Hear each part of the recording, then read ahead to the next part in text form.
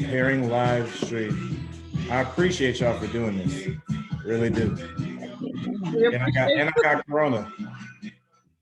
Like I'm defying. Hearing live stream. I appreciate y'all for doing this. All right. And I am going now to where... Yeah, you're live on YouTube. Oh, it is? All right. Yeah. I'll stop right on time. And the song stopped right on time. Way to go. What's up, everybody? I'm recording this like it's a podcast too, for audio. But everybody, this is the first iteration of many while we're locked down in club quarantine. We all are sheltered in place due to this coronavirus. The voice you're hearing, the person you're seeing is Cameron Calvin Trimble, aka Mr. Cameron Calvin, aka Mr. Hip Politics, aka Mr. 216 to the 202. Under the Hip Politics brand, we have the podcast going. I know a lot of people are having great conversations or want to have conversations, looking for, yearning to get together, hang out. So I'm going to be putting together curated conversations and groups of people to just kind of have a happy hour, whether you got a drink, cocktail, water. These are all, everybody's credentials was listed listed on the flyer and listed in. So these are all certified folks. I'm gonna just run through real quick everybody's name and title. The quick ground rules, we're gonna respect everybody's time and go for an hour. If it goes over, it goes over, and people wanna keep talking, I got time, but only going for an hour. So we're gonna try to have like a 40, 45-minute conversation. And then if you got questions, I'm watching YouTube live. You can hit me on Facebook or Hip Politics Podcast, Instagram. I'm looking in case we have any questions or people want to join in with their own questions. We'll get to that in the last 10 or 15 minutes. But the idea is just, I'm gonna throw a topic out there. I know we all kind of been thinking about the current state of stuff we're in. So I wanted to, just throw something out there for everybody. And then I ask that if you're not talking, to mute, so we don't get too much background for everybody. And then just jump in. I mean, we're all respectful people, so I'll figure out how to moderate if people are talking over. And everybody's name pops up if you click on their box, so you can see who you're talking to. So this is the Hip Politics brand. All you guys touch politics in one way or another. We are currently at home, locked in, scared shitless. What is and we're in the middle of election season. What's the political landscape about to look like in 2020? Like as you see right now, what do you think? Well, who you want to go first? You want me to go first? If you jump out there with the glasses, go. Waikinya Clanton, what up? Hey, Hip Politics fam. Hey, all of my co-panelists. Thank you, Cameron, for pulling us together. I think this is so dope, and I'm so proud of you for everything that you're doing to merge the culture and make sure that we're up to date and infused and talking about issues as they relate to us and the way that relates to us. So 2020, man, it's been a year. It's the sight of a new decade, and it's definitely been something I think none of us have expected to experience, but I think we have been prepared through various experiences for a time such as this. I think this is just teaching us how to be resourceful, in a way that we hadn't really become accustomed to. We're so used to using technology as the way that it was intended. Now this is forcing us to think about it in a way that can actually serve as the tools that we know that it can be. And so what we're seeing throughout the political apparatus is just a lot of energy. Folks, you got tens and thousands of folks who are joining organizing calls, trying to figure out how they can still be involved and engaged during this time, in a period where folks can't knock doors and it's hard to, see people face to face. People are getting creative with the way that we're reaching our demographics. And so I'm excited about that. I also feel renewed in a sense by that, because a lot of ordinary people are just taking it on themselves to really revolutionize the way that we're keeping people engaged during this time. I've seen a lot of people host census parties. my question, not to cut you off. Well, not to cut But you off. you definitely cut me off. This is no, because you have to go. This is because I love all y'all. I just realized I was here. I witnessed it. we got hella You definitely topics cut me right here. off in the middle. We got hella topics. No, we didn't cut you off in the middle. We got the good energy in everything we were supposed to. Regular Americans are stepping up. Okay, I'm sorry. I apologize, but I'm gonna have to set that other ground rule. 60 seconds max on your responses, and then jump in. But don't ask me no loaded question. What do you think? What y'all thinking out there? I see a couple of y'all laughing. What are y'all thinking about, like how it's affecting? What's politics looking like? So I'm going to keep it to the 60 seconds. I just want to point out that for the governors and the mayors that already started doing the shelter in place, like a lot of them were Democratic governors. And I think it's going to be really important for 2020, because this is going to be one of those instances where people will see that their state government actually does more for them than their federal government. And I think that maybe will encourage people to consider down ballot races and like why it's important to be involved in that. I don't know, man. This Eves, I kind of feel the opposite to that, especially with like this whole stimulus package coming out. People get very short-sighted. So while you might do all this hard work to try to push this messaging, once folks get that check in the mail, like especially when you're talking about Trump's base, a lot of people are going to be very short-sighted and forget about all the things that really matter against like the immediate reward. So I'm kind of fearful. So I don't disagree with all that's been said, which has me feeling a little crazy, right? Because we all talking from different contexts. But what I'll also add is I think this is also a time to reset. Power has always come from the people, and the movement cannot be stopped. That doesn't mean that we're always on our best strategic grind, but this presents the opportunity for us to kind of find these other contexts and spaces. And especially, I think, one of the things I'm seeing in the work that we do is it's forcing us to work in a more intersectional, collaborative approach across issues, because we're seeing, these resources dwindling up, whether organizationally, personally, in these other spaces. And so I acknowledge the tough times here, but I also see some potential opportunities depending on how we approach the situation. I'm going to go back and say I agree with Jennifer. I mean, we've seen Governor Cuomo on television just as much as we've seen President Trump on TV. And so I think that the governors who are standing up and saying something and encouraging their population to stay encouraged, but also follow the rules, and let's try to knock out this coronavirus as fast as we can, are going to be highlighted towards 2020's election. And so I actually have faith that these governors are going to actually kind of deliver a few more down ballot votes. And then with the stimulus check that's coming, every time I read about it, there's more rules to it. So it's not going to the super wealthy, which is probably great, but it's also not going to the super poor, which is very unfortunate. And then you have people losing their jobs left and right. I mean, you have the restaurant industry, and then everyone like TJ Maxx just shut down, which I didn't know they were so popular all over the world, but TJ Maxx just shut down. Wait, what? TJ Maxx shut down. I didn't read that. Doing too much. I tried to buy something on the internet today, and they were like, "Let me tell you about our stores." Much. Wait, do you mean like just closed for quarantine? Just for quarantine. They said they're closed for 2 weeks. Oh, you have to internet clarify. is down and their stores are closed. Oh, So you okay. took Sorry for the me back. confusion. Okay. Shout out to Ooh. Jasmine. My I heart was gonna started say you moving talking about fast. Marshalls. You talking about a lot of stuff.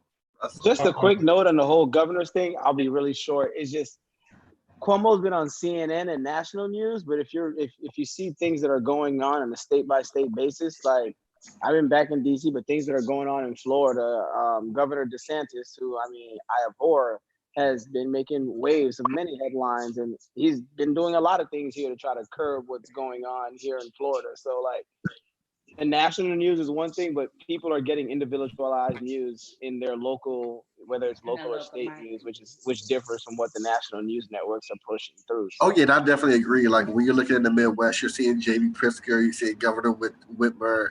I think New York has a special market because it's New York City and it's the media and all that stuff. But kind of this framing that he's doing a better job than other people. No, he's doing a good job. I'm not gonna give it out, but like there's a lot of really good governors and local officials that are doing great jobs with, banning evictions, banning all sorts of different things. But I think the framing of how voters are going to think about governing, who is best to govern us through crises and things of that sort. And you're kind of seeing it in the polls. Like you see it in like Illinois with kind of Biden kind of wiping the floor with Bernie.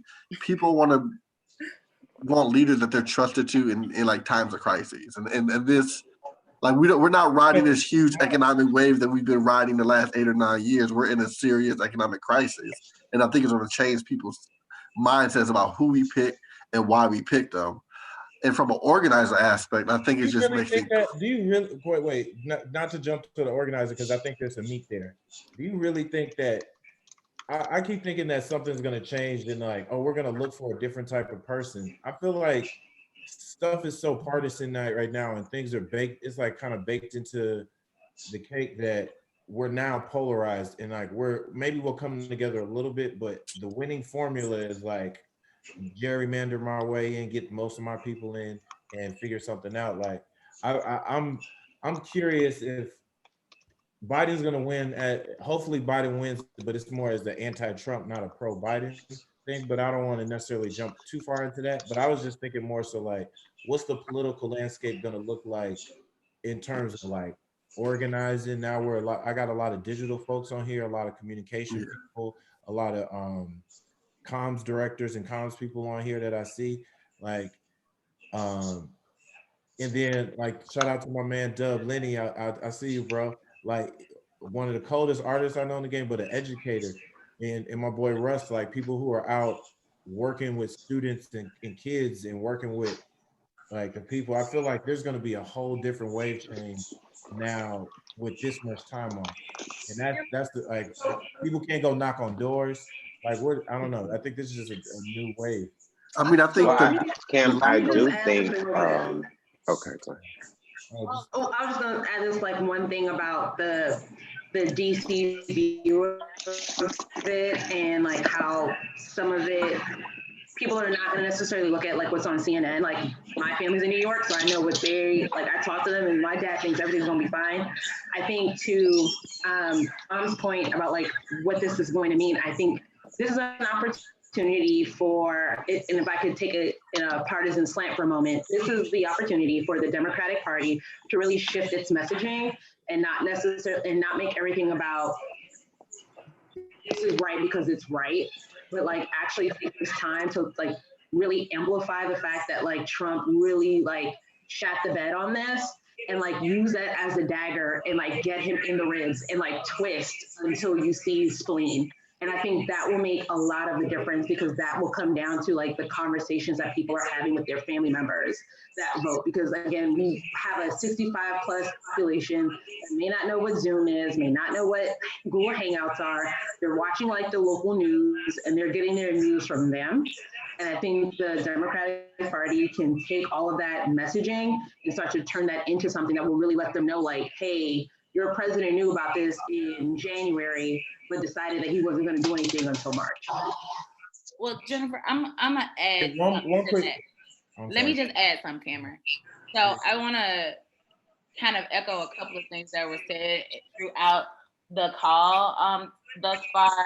So being affiliated with the party from the inside, I can tell you, we push out messages all day long.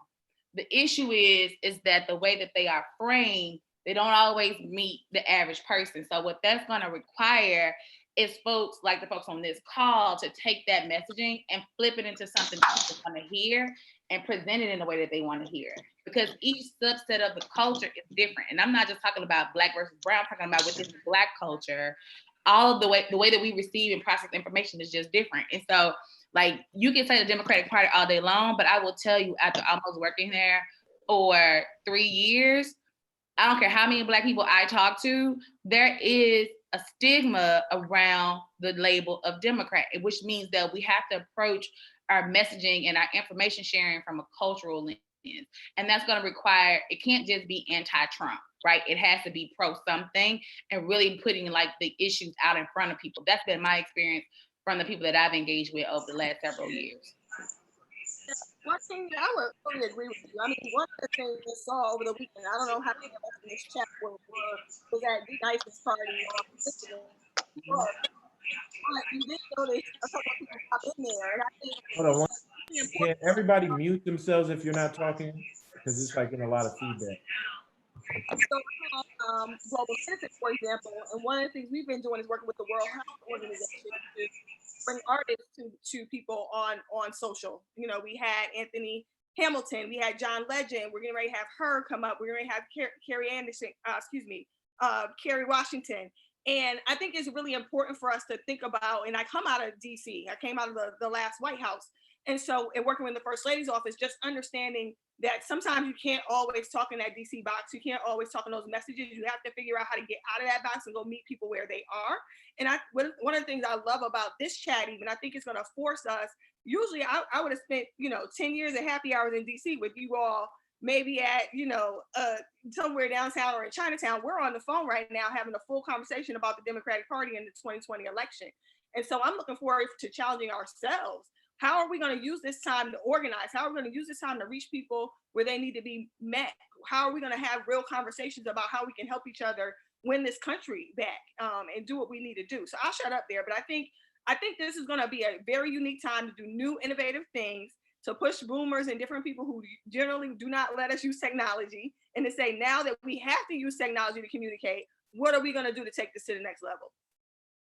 I definitely want to echo that because my boss is a notorious boomer, y'all. Like, she does not do technology at all. She don't feel it, right? Like, you print it out or it doesn't exist. And I think one of the things that really has happened rapidly during this like tumultuous time is that she's like, okay, well, we need to go live. Everybody can't be here. Like, you understand this. Teach me how to do this.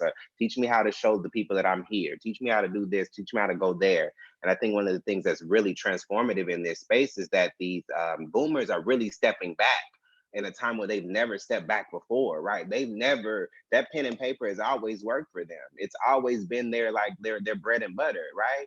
So now we've got this opportunity for millennials to truly step into a space where we've cultivated this acumen, and we're able to say, you know what, you can't get to your constituents by hosting an event, but I can get you all of your constituents on a teletown hall. I can get you all your constituents on a Instagram, Facebook, Twitter Live, right? I can do all these things that I've cultivated and been waiting in the backgrounds because you've never given that opportunity. And so I am, even though it's like this dichotomy, like bad, it's also bringing things in my perspective good, because my boss has kind of looked at me in a different light because I now have cultivated this expertise that she otherwise wouldn't have ever had to utilize. So I'm here for it. As long as they don't really close TJ Maxx, your boy's all in. Yeah, I mean, so I get that in the digital space and the PR space and meeting people like that, but I think at times we fail to kind of realize the importance of door knockers, the importance of people to actually do face-to-face contact. Like at the end of the day, a large part of our voting body needs face-to-face contact. And it's just because they don't operate they don't even click on Facebook Live. They need face-to-face contact. So I think on the organized end, especially at the progressive end, is like, how do you still organize and door knock and do a grassroots level ground game to get people out to vote, being sequestered in your own home. And it's, my concern always is about voter suppression with even mail-in ballots. Like, mail-in ballots are great if you've been at your home for 10, 20 years and your address has never changed. But we know that low-income folks, particularly Black folks, we hop addresses all the time, and we see that in the school system and et cetera. And so like that's going to be like my concerns. How do we do that?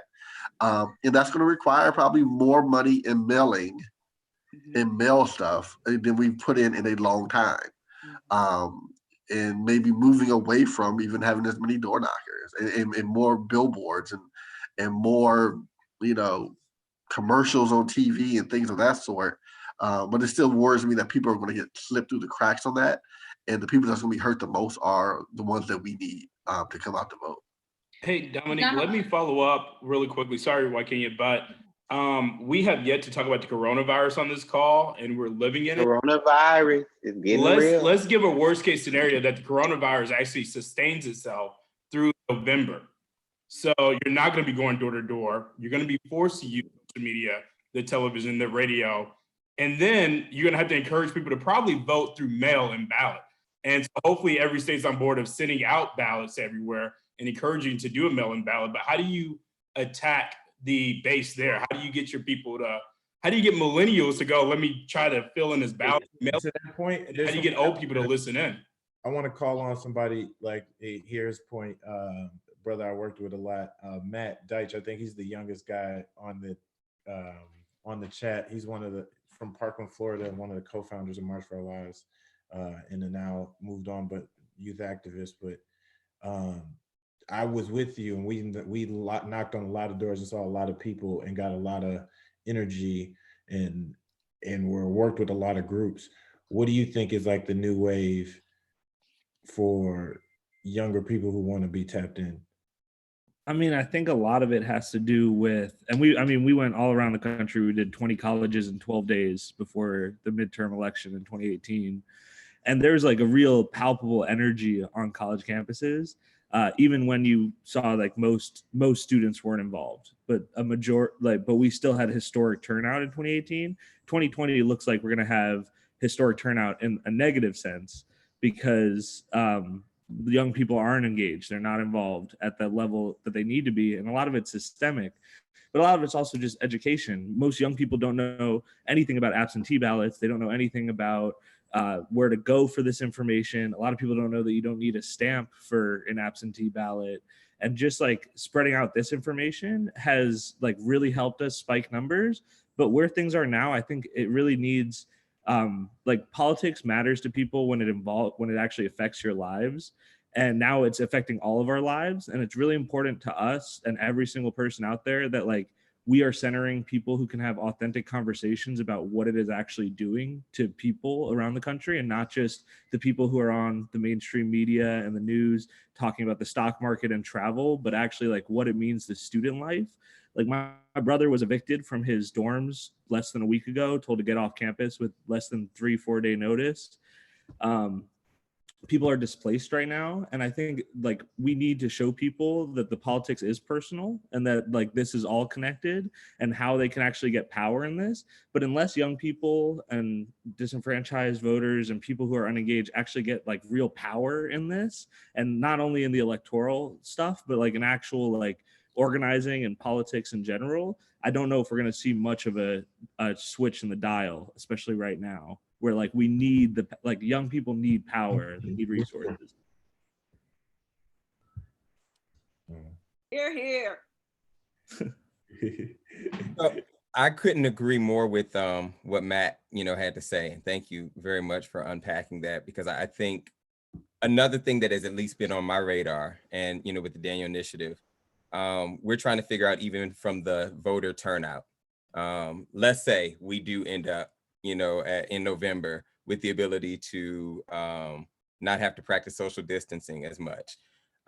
We're still going to have a problem even when it comes to election judges, right? One thing that we saw when it came to Illinois and Florida and Arizona deciding to go ahead with election, and yet Ohio pulling theirs back, it was almost a damned if you do and damned if you don't, right? Because we were underprepared. And part of that is because the population that is often our most ardent fighters for, voter protection at the ballot box is that older population. And so we have a potential opportunity here to make sure we're engaging younger people, training them to be election judges, training them to engage as we return to these spaces in ways. And I think that tackles, I talk a lot about voter vigilance, because I think that voting rights and the fights for voting rights is not connecting as much as it should to this younger generation. It feels like this civil rights thing.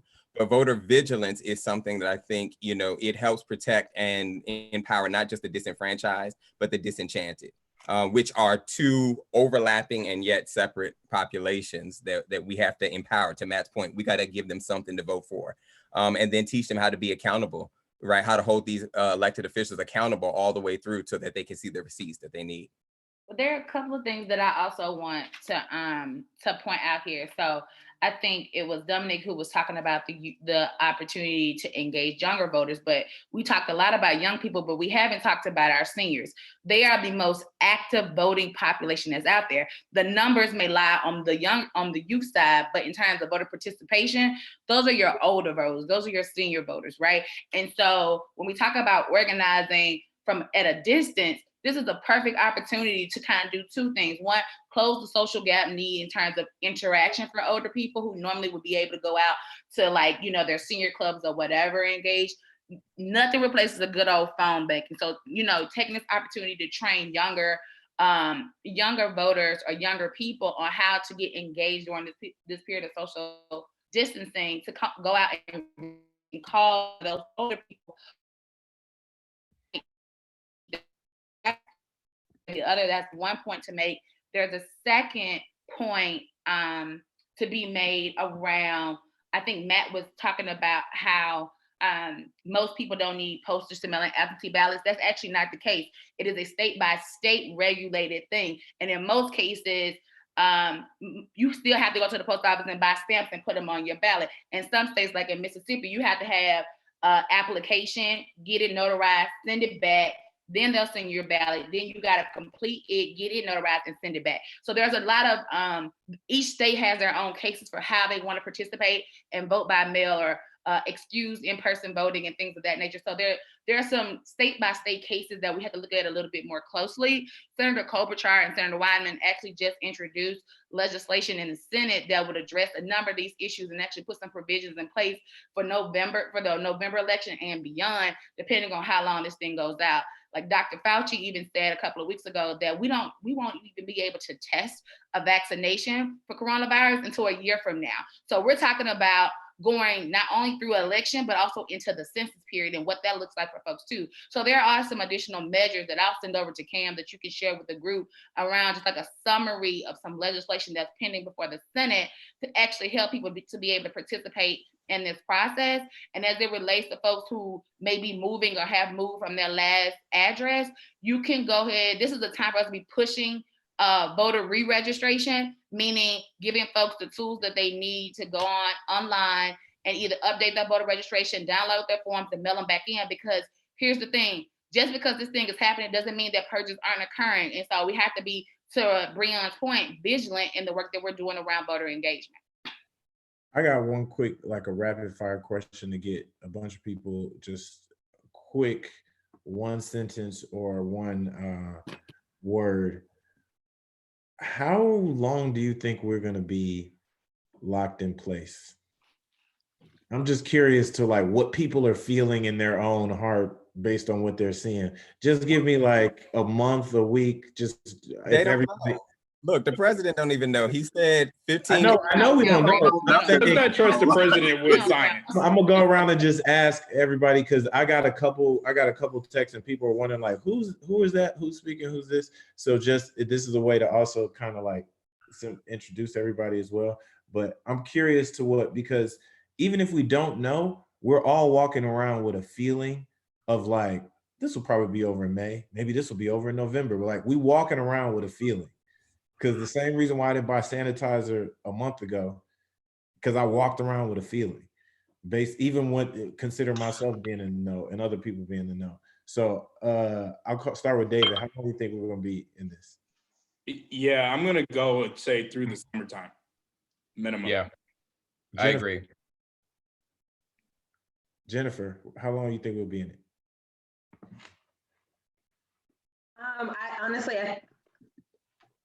So if we actually do what we're supposed to do, this could be done by like June, but we're not going to do that because that's not American values.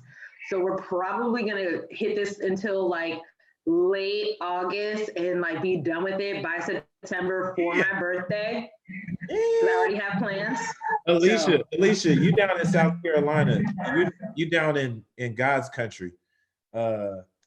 What are they thinking down there? Like, how long y'all think this is about to last? I don't know. I mean, South Carolina has like a lot of rural places, and we don't have as much access as like the bigger cities. So unfortunately, I would like it to be a month or 2 months, but it could maybe last 6 more months. Interesting. Jasmine, I see you're out in Memphis, but I feel like you're in the city and in a rural place at the same time. How long do you think this is going to last? Oh, how am I in a rural place? I'm in the city. I don't know, but I agree with a lot of the sentiments expressed on the call in that I think people aren't taking this seriously. And it looks like, you know, local, state, and federal governments are just not on one accord on this, and are just kind of haphazardly handling it. So I'm not optimistic. And I think that we may be in this for at least a year.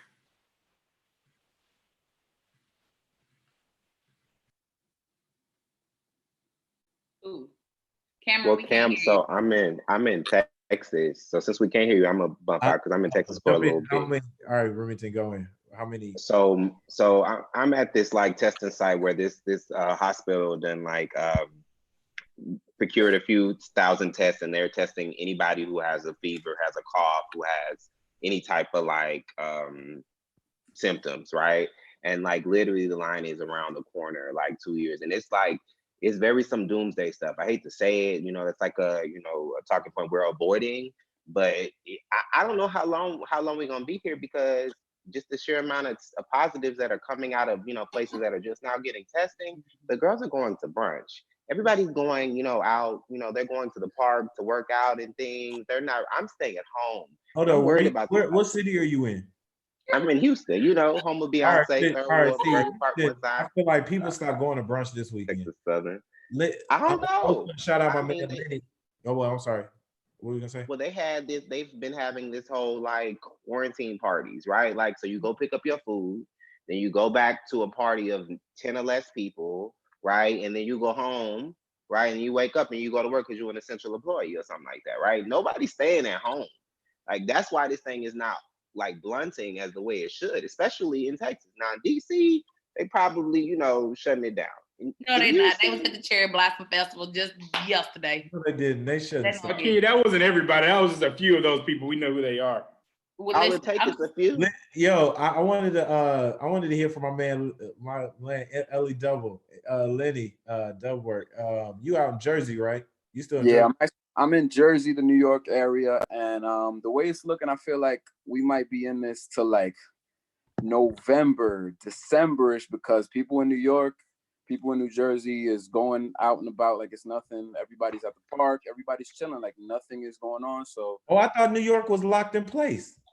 Oh, I mean, well, as of yesterday, but still I see people in the park working out. People are still out and about. Central Park has a bunch of people, but it's until 8 p.m. Like 8 p.m. then you see that people stop hitting the streets, but in the daytime it's business as usual. I've been in the crib, but I don't know, man. It's getting spooky. I live right on 126th Street, so I look at 125th Street from my apartment. So there are still people outside. It's not as many people. There are many people trying to stay inside. I've been staying inside, but I think we have been. I know we should say this on wherever we're on YouTube, but somebody give me the correct terminology.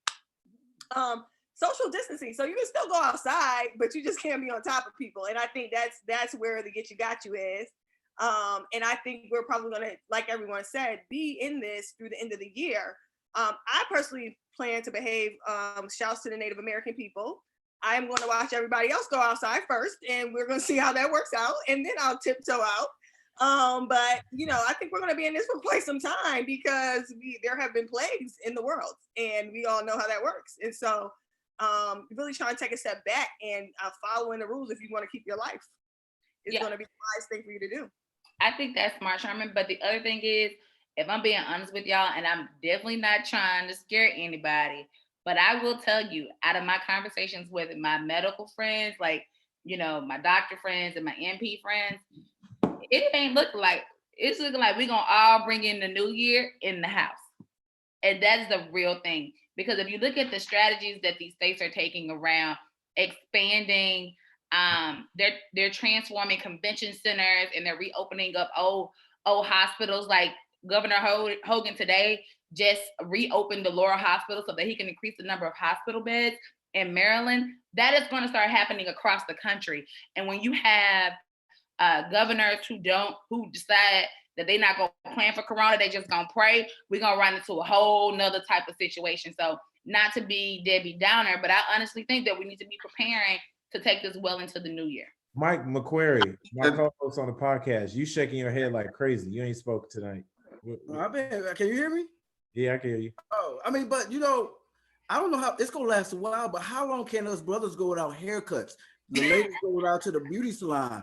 I mean, this stuff is just really, really crazy. And watching your president just come on and say this is really, really bad, not really, really bad.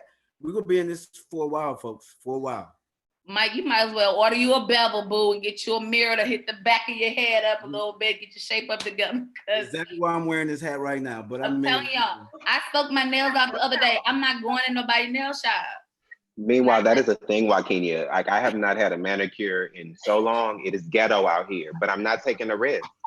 I'm not taking a risk. I just can't. So I just want to make one comment, because I've been kind of tracking some of this stuff dating back to January. And if you look at the other measures that other countries have taken, and some people may call them draconian because they have more enforcement because they're not exactly a democracy. We're not exactly following some of those same standards, but we're trying to follow those outcomes without putting the same things into it. And we're also not testing people at the levels that any of these other countries were to keep our levels low. So it looks like we're having a lot of false successes. So that is why I have a very dire outlook to this situation. And I know a lot of times I can tell my friends like, yo, just cancel the rest of 2020, because we can't keep comparing our metrics to other countries that have taken much more drastic measures, where we're taking very light measures and we have no testing to verify this. And, you know, a lot of times we're beating down on folks that are going out and doing this, but if you don't tell people they have something, you can't just tell people to stay at home. It sounds good in theory, and some of us who are like politically astute and we care about ourselves more, yeah, it's cool. But also, we know from working in politics and policy that part of our job is looking out for people that don't look out for themselves. So it's really hard to tell these people to stay at home when you're telling them that, you know, you may not have no symptoms, but you might be sick. That does not resonate to people. So, well, I mean, also you got to think about people that, you know, we can work from home and still get paid. Like most of my siblings, like if they're not working, they're not getting paid. If they're not getting paid, they can't pay for rent. They can't pay for food. And so it's going to, like, you know, Trump today was, you know, during his press conference, kind of the balance of, he's doing the balance of the economy versus health. It's a terrible balance. It's just like, is, you know, and so my thoughts are that we're going to be clamped down for till about May. And then, you know, Republicans are going to do what Republicans do and choose business and economy over everything else. And they're going to kind of let folks be. And then it's going to get drastic. And then people might calm down again. But come flu season next year, like don't expect the NFL and none of that stuff to happen, because the flu season is going to come in October. And this is going to come back even more with a vengeance, because just how the flu works. So, you know, I think we're going to go in and out of this. And I think the worst of it's going to come, you know, April, and then October, November, December. I say to a point that about state governments.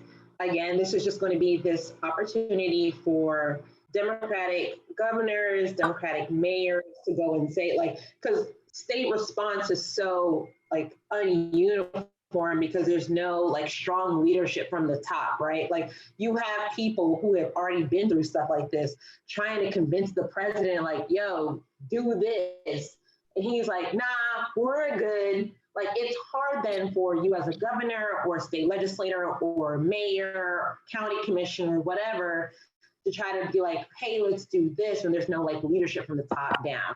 And so I think when you're looking at what's going to happen in November and even months after that, even though people's memories are short when stimulus checks come in and all that, like if you play this right, this will be exactly what Hillary Clinton warned about in 2016, when she was like, this is not the person that you want in times of emergency.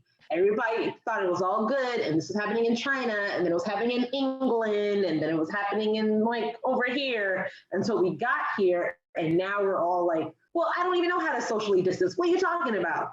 But if you had a president who was leading on this, people would be much more apt to be like, oh, this is good for us if we do this. I think we all kind of agree on that point. And it's like, I don't know. I defer to a lot of you guys, but like I said, it's kicking us off. We all don't really know. Ease brought up a good point. It is like those other places aren't democracies. They can immediately quarantine and shut off whole sections of their country, and in most countries outside of China or Russia aren't even as big or even remotely as big and diverse of like a landscape and population. So it's like hard to compare what a lot of other smaller countries that are as big as some of our states did to stop it. Like if this was all in one state, I was always thinking like if this was all in one state, oh yeah, we could stop it from getting out of Utah. But it's we like, didn't. no. Can I make a point about that though? About the China point? Can I make a point? I think when we organize, we have to talk about the fact that the president took away all the international systems that we had in place to share communication with other powers. We no longer have a G20. The IMF and the World Bank is strengthened. It's less strengthened because of the lack of US leadership. We don't have a GA. We don't have a Paris Agreement. All the things that we had in place and multiple levers of the government throughout the executive branch to have open communication, share data, share insights with countries like China, with countries like Europe, with like Russia, all those countries are now obsolete in the face of this administration. Had we had those things in place, we could have gotten more data, built more trust, more coalitions to be able to get ahead of this in time. And I think that that's one message that we have to say. We cannot be an isolationist. This shows us that we cannot be an isolationist country. We cannot coexist as America and think that we can keep America great without depending on our allies and our partners and things like that. And so I think as we go to the election, we have to make the point that America has to be a player in international politics. We have to re-strengthen our international systems. We have to re-strengthen the G20. We have to re-strengthen the World Bank and the IMF because we can't play this alone. And I think that this virus has shown us just that. I will, one more thing though, to your forecasting. I think that we're probably looking until June for this. The Fed is doing 2 quarters of quarterly easing. So I'm just following the Fed and the forecasting, to be totally honest. But I think with any crisis, you have a crisis point and then you have a recovery. I think the recovery is going to be a lot longer. And I think for Black people, it's going to be even much deeper. The forecasting is 20 to 30% unemployment. To put that in context, in 2009, the peak unemployment rate was 10%. GDP loss is estimated at 14% negative. And so these are sort of like unprecedented numbers. And if they're estimating that for the general population, you can only imagine how much deeper it's going to be for Black and brown people in urban communities where we want people to vote. And I think in 2016, people didn't vote because the economic stimuluses from Obama did not flow down to them. They didn't feel it in their pockets. Yes, we got Obamacare, but they didn't feel it in their pockets. We had, you know, community development financial institutions, but they didn't feel it in their pockets. And so I think that I think it's important for Democrats who are in office to pursue aggressive stimulus packages that benefit poor and working class people so that people can, you know, ultimately fill it in the pocket and they can say, you know, these Democrats went to bat for me. That's why I'm voting Democrat. It has to be for something. It can't just be against Donald Trump, but we have to put together a vision, like Waikinya said, of why democratic policies protect us in this country and protect us in the world. So. Can I get Chabandu to talk? Like, I know I feel like you was talking in the chat and wanted to say something. I was going to say, I agree with June being, I think, the time where they're going to start easing things. But I think that we've had a lot of different governors, whether Democratic or Republican, California, New York, Ohio, who have been implementing policies that are going to blunt a lot of this. And so we're going to see a decrease in results or outcomes or tests as a result. But then what's going to happen is kind of the Eve's point in the chat. We're going to see a spike happen because we haven't taken it seriously. And even though some of the states have done maybe what they needed to do, all of the states haven't. And so because we don't have a coordinated effort from the top, we're not going to be able to blunt the entire curve as a whole. But then to my man Tony's point, absolutely right. If we're able to talk about policies that further impact people of color, people who are poor, and the people, the community can feel like those policies have been passed by Democrats, then they'll feel it. But right now, we have the majority of the individuals who are talking about putting money in people's pockets coming from the Republicans. And so if Trump, and that's why Eves was saying, if Trump is the one who's saying, let's put $1,000, $2,000, the administration is saying this type of stuff. If those people are the ones who are championing it and saying it the loudest, then we can only expect for them to believe if this ever gets passed that it came from Trump. We need to have our Democratic leaders saying, hey, we want to put $2,000, $3,000 in folks' pockets every month throughout this pandemic, and then they're going to feel like, yes, the Democrats were going to bat for us. Like that, the House bill was different than what the Senate bill looked like, and both people are saying this is wrong. And at the end of the day, if we go into it trying to defend corporations like we did in 2008, 2007, 2009, then the people will not be coming out to vote for us. To Matt's point, the young people are disenfranchised and they want to vote for people who share their values. We need to go ahead and fight for the poor people, the young people, and get them out to vote, and then also create an economy that works for everybody. Well said, well said. Hey, I just wanted to throw just a couple quick little things in. Dr. Birx at the press conference today said, so Korea and China are the only two countries that have completed their curve on this coronavirus, and it was about 8 to 10 weeks was the trajectory of those curves. The second thing to me is Korea, which is far more democratic than China, instituted widespread testing, which is the main difference between their policy and ours, and they, as a result of that, have been able to do far less kind of quarantining and shelter in placing and whatnot. And so I don't know why in the world we aren't doing the Korea policy of South Korea policy of widespread testing. And I think if we did that, that would be a huge game changer. A lot of the fear going on right now and the need for shutdown and social distancing and shutting down of businesses is the uncertainty factor. People don't know who has it and who doesn't have it and who's safe to be around and not. And so testing would be a substantial game changer, seems to me there. And it's a kind of a low hanging fruit thing that we ought to be doing here. And if we ever got around to doing it, I think it could shorten the time span of us being at least at the severe point, and we get back to normal quicker, potentially. Hey everybody, we're getting close. It's about 7:50. There's actually the chat room on YouTube is a little lit. People are introducing themselves, and I think we got one time for like one last question, and then like I said, we can go over a little bit. If you need to jump, you can jump. Nobody's tripping off of that. But I did want to ask this one question that came up on the YouTube chat.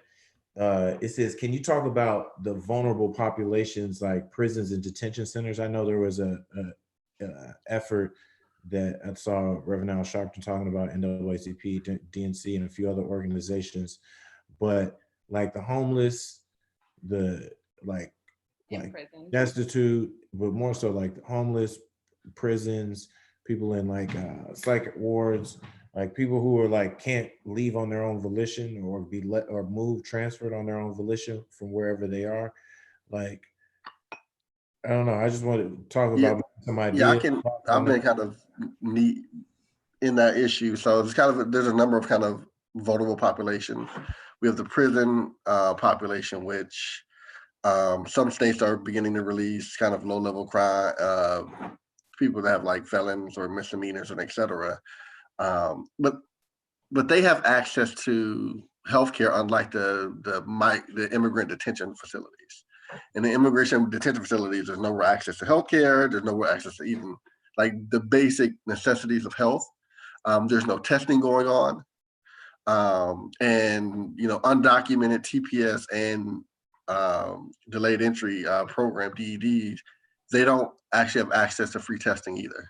So there's a large swath of our population of undocumented TPS, DED, and people in detention camps that won't have access to testing nor access to treatment. So we actually don't even know what's happening in regards to kind of this killer virus. And then, the prison population as well as nursing home population, because people live in close quarters, people always don't necessarily have the best care because of economics or whatever. They're seeing kind of increased numbers of people with it. I know in Cook County, they said 4 or 5 people today that have been tested positive for this.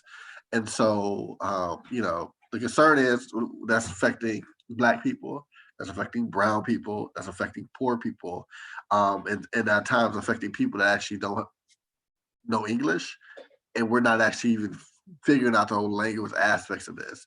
So just a large swath of the population that is at risk that we actually, the current House bill that Pelosi has some protections in it, but before then, any of the bills that had passed before or the Republican bills had no protections for those individuals at all.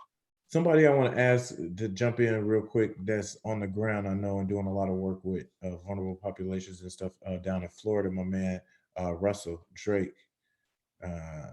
Russ, I know you hadn't jumped in the conversation, but I know you probably got a lot of thoughts, but what about this in terms of vulnerable populations? Hey, first, one love. I'm enjoying the dialogue, and I think all y'all are brilliant folks. The vulnerable population are those who are the poor, and not the people that's just living on the street, but I'm talking about the working poor. Those persons that's been living check to check, those persons that lost their jobs as a waiter, working in a hotel. A lot of those folks, believe it or not, they've gotten evicted, you know? I mean, they're struggling right now. I mean, it's been like 2 weeks since the pseudo lockdown, and these people are doing bad. People have had to move into their cars. You know, they talk about a stimulus check. These folks could barely afford food, you know, and then some of them that had their own businesses, they've been out of business. They're shutting their businesses down. I mean, that's the most vulnerable population. The folks who are homeless and on the streets, they're in trouble, but they ain't coming in contact with that many people. They've been on the street for so long, they're not coming in contact with the virus. And you know, I'm a scientist by trade. You know, I think the virus actually has been here since like August of last year. There have been a lot of people that had some different sicknesses going on last year and got over them. And when you think about it, these were similar traits that we had. But I mean, to your question, also the population in prison that Dominic brought up, they're in big trouble because they're incarcerated. We had a situation in Orlando 2 days ago where the officers were, you know, social distancing. They didn't even pat a guy down who had a weapon, got put in jail and pulled his gun out and was holding people hostage because they were scared to get that close to somebody. So, you know, you're gonna have more things like this. It almost reminds me of the movie The Purge. Like, this is how it starts when everybody kind of backs up.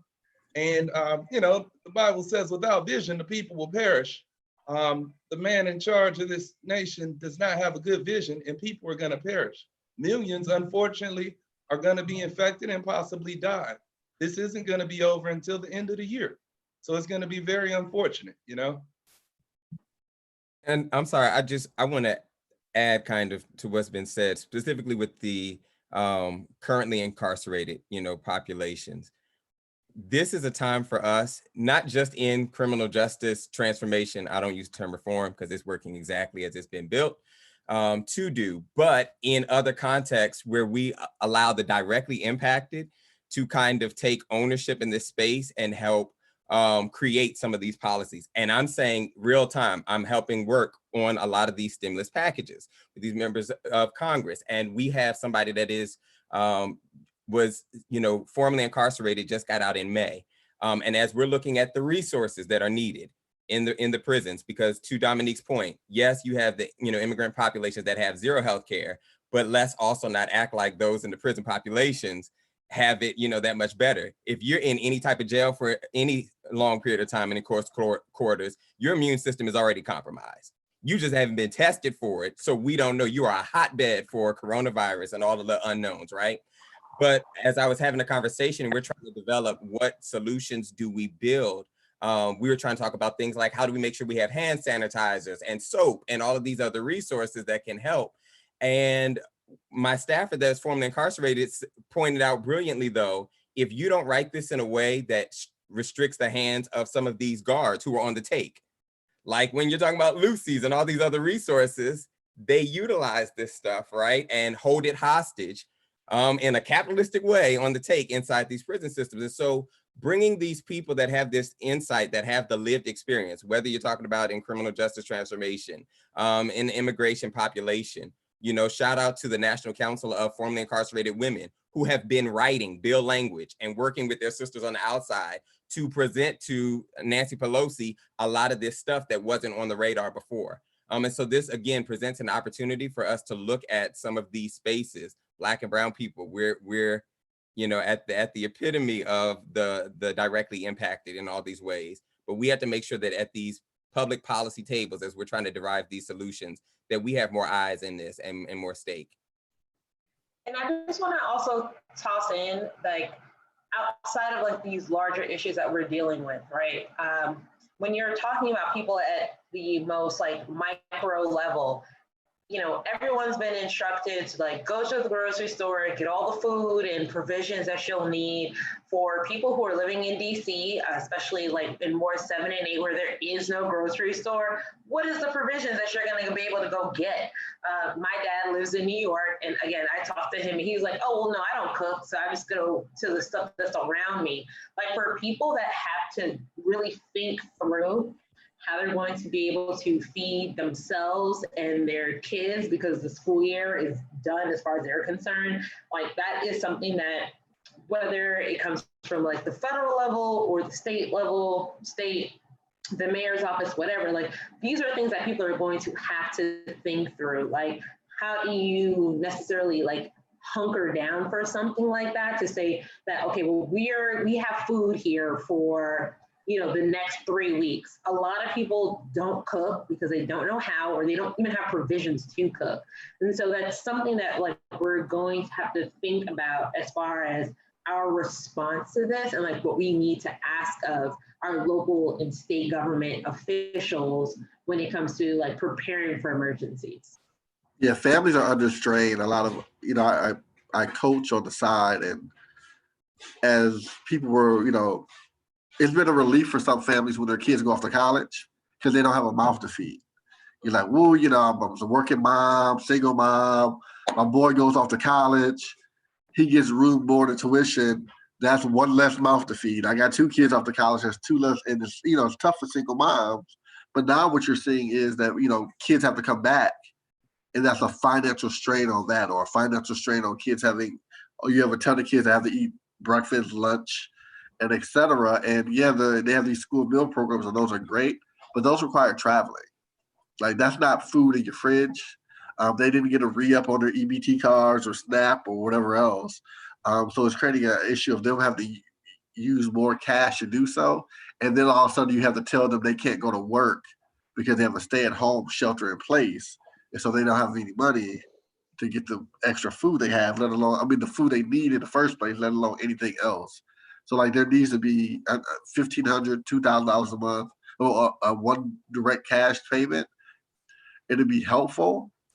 But over the long run, I mean, it's going to put a lot of families at disadvantage who already are using, you know, use it too quick.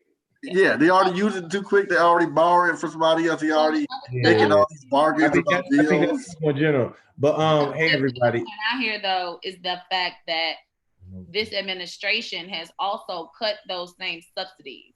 Like, so when you're talking about parents who are trying to figure out how they're going to make ends meet, who are already receiving federal assistance, to know that that federal assistance in this particular time is still being cut in half in a lot of situations, it is criminal what this government is doing to regular people. And I think I have to really shout out the CBC in this particular area, because they have been raising the flag on this since day one, since those cuts came before Congress.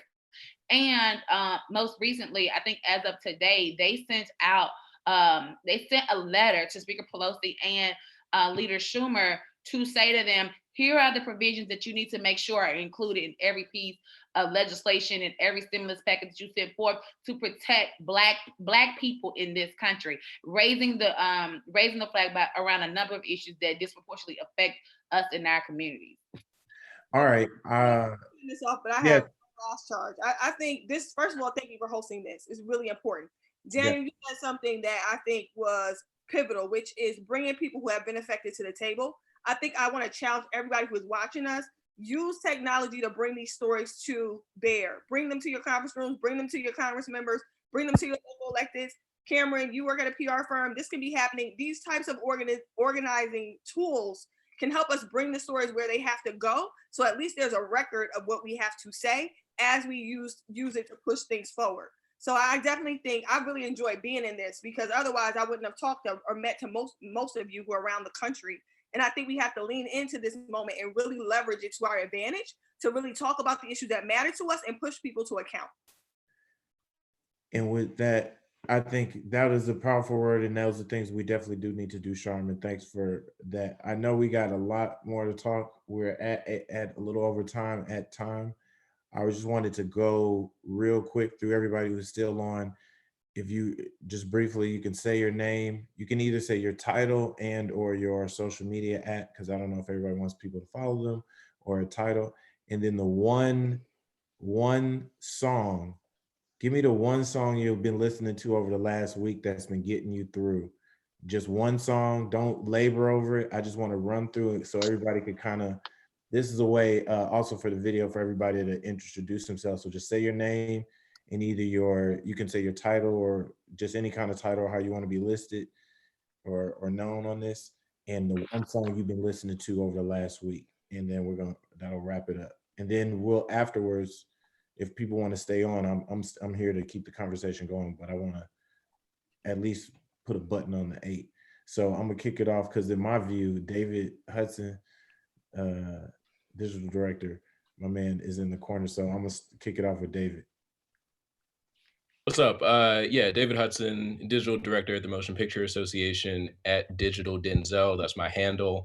The one song that's been getting me through, I gotta be honest, Savage, Megan Thee Stallion. That's the one.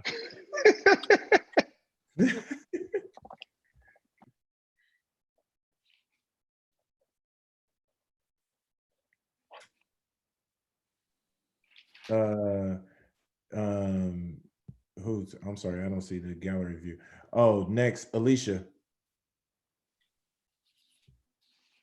Oh, you're muted, Alicia, you're muted. Hi, my name is Alicia. I was the former state director for the Warren campaign in South Carolina. I can't think of a good song because all my songs are ratchet that I listen to. Oh, just a song that's getting you through. Ratchet songs be getting me through. Just a quick song and quick song. Right now, like Berserk right now. So. I like that. I can feel that charm. What about you? Charmion Kinder, Chief Impact Officer of Charmion Kinder Inc. Follow me at Charmion Kinder. And my favorite song has been everything D Nice is playing on his Instagram handle at D Nice. He has been rocking, bringing the whole country together. It has lifted my spirits. And Together at Home at Global Citizen. My man Chuck. Yeah, it's Charles Badger. I do political consulting, and I've been in an oldies kick lately. So, As by Stevie Wonder. Okay, I got you. Remington. Yeah, I'm Remington. I'm digital director with Rep Jackson Lee. Y'all already know I'm gonna say Savage. Period. Follow me at Remington FB at your payroll. Nick. Yeah, Nick Johnson, Committee on Homeland Security. My social media handle is just my full name, Nicholas D. Johnson. That's on Instagram. It should be on Facebook. I don't get on it that often. I think we're talking about our music. I got to shout out my boy Travis Scott, Lawrence C. Elkins High School, Fort Bend County, Missouri City. Come on with it. Okay. Matt Deitch. My name is Matt. My social media on Instagram is just my name, Matt Deitch. Twitter is MattXRed. I'm a co-founder of March for Our Lives and a creative and political strategist traveling the country. I was the gun violence advisor to the Sanders campaign. And song that's been getting me through the week, I don't know, I fuck with the Gambino album heavy. And the new joint? The new joint rocks. And I've been listening to the Jay Electronica Jay-Z album all week. That shit's insane. Yo, Tony. Antonio. Yeah. What's up, everybody? Antonio White, principal at Beyond.Diz Group, former Treasury Senior Advisor. The song I'm listening to right now is It Keeps Happening for Me by Kiera. I'm a church boy, so relying on gospel to get me through this time. Breon. So Breon Wells founded the Daniel Initiative. We do and build social impact and legislative strategies for our clients, mostly these what we call historically underrepresented in the public policy space. At I am Breon Wells is my IG. Real Daniel 24 is my Twitter. And the song I've been listening to is Kirk Franklin's Love Theory. I'm with Antonio White. I'm a church head. Ease.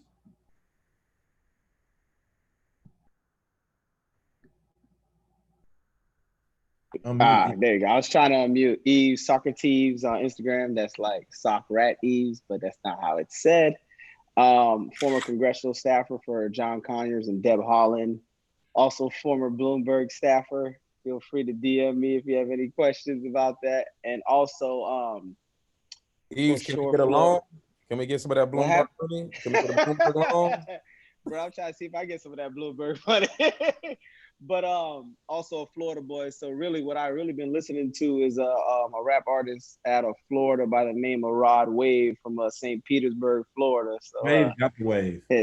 He got the ghetto gospel out there. So for our hip hop lovers and our church goers, he got a good happy medium there. Waikinya. Hi, everyone. I'm Waikinya J.S. Clanton. I'm Senior Advisor to the Chairman of the Democratic National Committee, and I am the host and creator of the web show for women, Politically Sassy. You can follow us online at Sassy Politicos on Instagram, YouTube, and Twitter. And if you want to follow me personally, you can follow me at WJS Clanton on Twitter and Instagram. And what's been getting me through, oh my God, a collection of things. Just like Charmion, I've been at the D-Nice dance party every night, so much so that my knees hurt. But I have to say, Big Crit is Here album. It has some of the best tracks in the world. Energize. What? Energy. Listen, okay? Energy is a whole different animal, but also, of course, Mississippi, because, you know, hey, maybe I have sometimes, you know, I ain't gonna go all through the whole thing, but yes, that's my jam. So Mississippi on the Big Crit album. Yo, Lenny. Yo. My name is Dubwork. I'm a musician, a teacher, and a father. What's been getting me through is that new Bad Bunny album. And the song that's been getting me through is Si Veo a Tu Mamá. That's my joint right now. And Tory Lanez Broke in a Minute. That's it. No, I feel that. Who else do I get? Mike McQuarrie. What's up, ladies and gentlemen? Mike McQuarrie, Communication Director to Congresswoman Stacey Plaskett of the Virgin Islands. I'm 1/3 of the usual suspects. If you are a party here in DC, you can find me at DC Nuke 90, DC Nuke 90. And I've been watching a lot of live concerts on YouTube, and She Bad by Cardi B and YG is just my song right now. I wouldn't have thought you'd have said that. Who else did I get? Yo, Cirillo, check in, brother. What's good, bro? What's good? I'm here. My bad, man. I've been cooking, I've been sipping. I've been doing everything but running my mouth. But now, man, dinner's cooked. So that's cool. But now, Ben, to answer your question, first, Cirillo Monego. I am one of a partner at Black with No Chaser media company. Also the executive director for Next Big Thing Movement. And so yeah, let's see. The one song, I can't say a song, but I've definitely been listening to either two playlists. One is Earth Tone playlist, and another is the playlist for Black with No Chaser ME Music Entertainment. So just a bunch of like either soulful R&B, soulful kind of vibes, or just straight up like Southern music from the South. That's dope. Oh, check out that Black with No Chaser playlist. We dropping Hip Politics. We dropping a playlist. My intern. And follow me on Instagram, Cirillo Monego 3 on Instagram, and also follow Black with No Chaser on Instagram as well. Holla. So to that, before I go to Chabundu, I got the cheat code. Since this is my video, my stuff is gonna be at the bottom the whole time. But anyways, when people see this shit, so that's why I'm not shouting my stuff out. But Chabundu. Good evening and pleasantries, everybody. My name is Chabunda Inake. I'm trying to think. So what's been getting me through? I've actually been watching a lot of movies, listening to a lot of podcasts.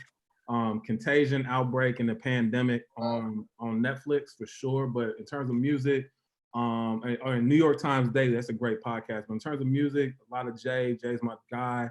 In Future, just gotta represent Future a little bit. But the song, I mean, it sounds cliche, but Jadakiss, We Gonna Make It. And then in terms of like what I do, I'm on Bernie Sanders. I did some political and AFAM outreach in South Carolina, and I do advanced nationally. And then my Instagram, Stringer Buns, Twitter, Stringer Buns, and I think you find me at Shabunda and Nake on Facebook. But yeah, it's a great conversation. I appreciate you putting this together, Pam. Always love. No doubt. Jennifer, did you already go? I don't think you went. I forgot to shout out Houston. My fault. Houston all day. There's a lot of Houston people. I didn't do that on purpose. H-Town, hold it down. H-Town, hold it down. Stand up one time for the one time. Y'all still in the South, so it's all right. Right. We South. Yo, Jennifer, check in. I don't even know where that made sense. Hello, I'm Jennifer Blimmer. I'm the president of the DC Young Democrats. I'm also the director of the Women Legislators Lobby over at Women's Action for New Directions.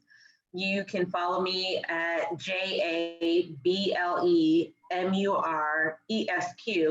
That's my Twitter and Instagram handle.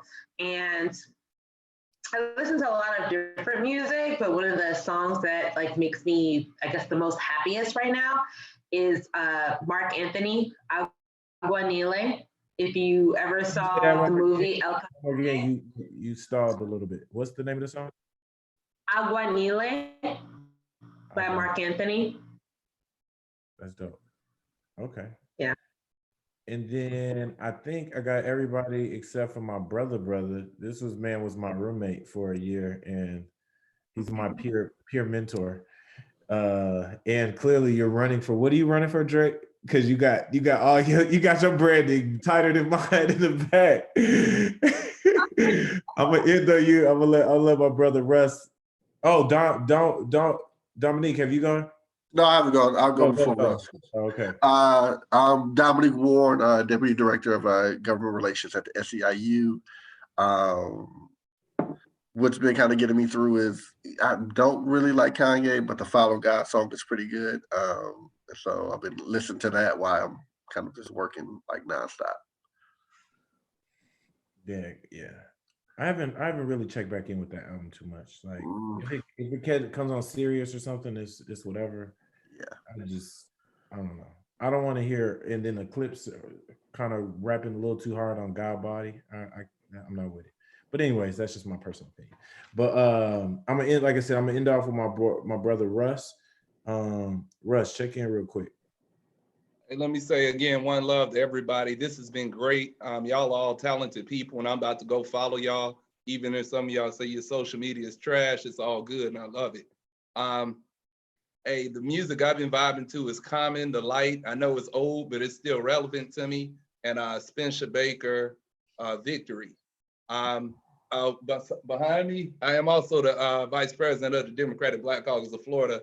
I'm running for president. We don't know if we're gonna have an election this year because, we got coronavirus going, but I specialize in a theme called Let's Build Black Power, economically, politically, socially, educationally. And honestly, it looks like that's what all of y'all are continually doing.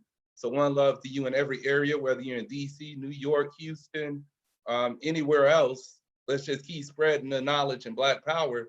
This is where it's at right now. It's on us to do it.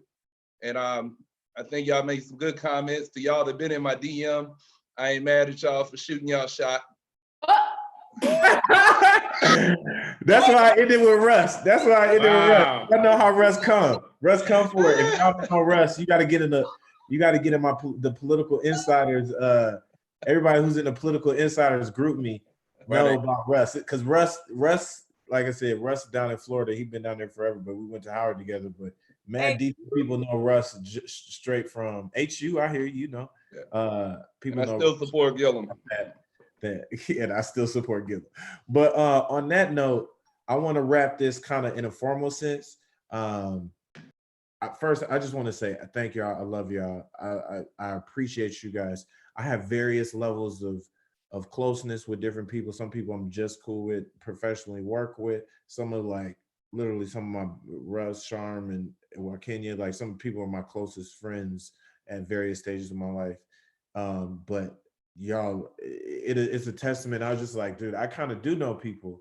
That's not me tooting my own horn. That's tooting y'all horns in the sense that you guys are like I said, this was just off of, this idea came up at like 11:30 yesterday during breakfast when I was doing a conference call for work.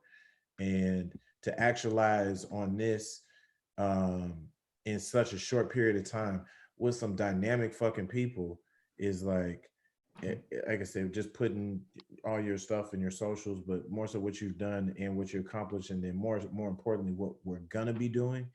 Like, I appreciate it. I wanted to check in. We had a few other people who came in and out.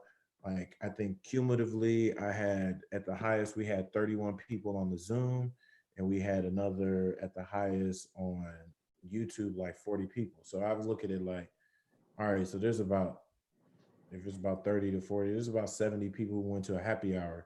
And if you went to a 70-person happy hour where the idea was like, I wanted y'all all to check in at the end instead of doing the DC professional. Oh, this is what I do. What are your name? Like, that's the first thing. So that's why I didn't go through the introduction.